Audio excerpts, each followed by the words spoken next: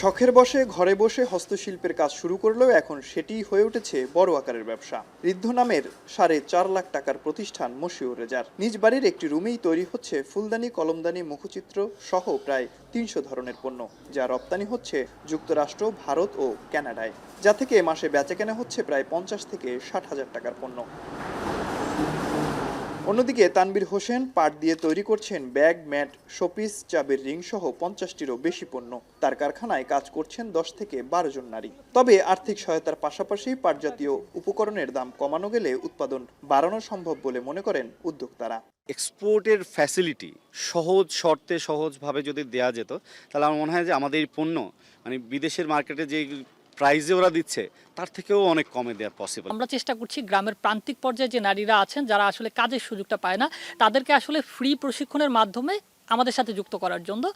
এদিকে উদ্যোক্তাদের এই কাজের মাধ্যমে কর্মসংস্থান সৃষ্টিতে খুশি কর্মীরাও, যার মাধ্যমে ঘুরে দাঁড়ানোর চেষ্টা করছে তারা। পাটের ব্যাগ বানানো হচ্ছে, তারপরে এই যে লাইট বানানো হচ্ছে, তারপরে ধরেন এই পাপোশ বানানো হচ্ছে, অনেক কিছুই আইটেম আছে এখানে। ভাইয়া এটা সেল করে দিচ্ছে, আর সেই হিসাবে আমরা প্রফিট পাচ্ছি আমাদের যে কাজ করার। সরকার যদি আমাদের দিকে একটু নজর দেয়, আমাদের যদি একটু হেল্প করে, তাহলে আমরা একটু সামনের দিকে আগাতে পারি। বরিশালের রপ্তানি ব্যুরোর অফিস ও উদ্যোক্তা সহায়তা কেন্দ্র প্রতিষ্ঠা জরুরি। এছাড়া বেসিক প্লট বরাদ্দে উদ্যোক্তাদের অগ্রাধিকার দেওয়ার বিষয়েও আলোচনা চলছে বলে জানান চেম্বার অব কমার্সের পরিচালক। ব্যবসায়ীদের একটি মাদার সংগঠন হিসেবে, একজন অভিভাবক হিসেবে বরিশাল চেম্বার ক্ষুদ্র উদ্যোক্তাদেরকে স্বাগত জানায়। তাদের বিভিন্ন সময় বিভিন্ন পরামর্শ বা তাদের মিটিং করার প্রয়োজন হলে আমরা পৃষ্ঠপোষকতা করি এবং তাদের জন্য আমরা চেষ্টা করছি। আমাদের সীমাবদ্ধতা আছে, তারপরেও তার মধ্যে আমরা তাদের জন্য কাজ করছি।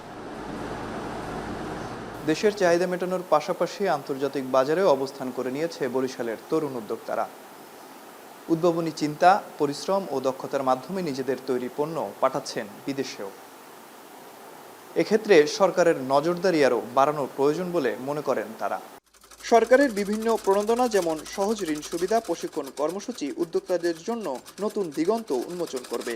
এই সহায়তার ফলে তাদের পণ্য বৈদেশিক বাজারে প্রবেশ করতে সহায়ক ভূমিকা পালন করবে বলেও জানান বিসিকের কর্মকর্তা।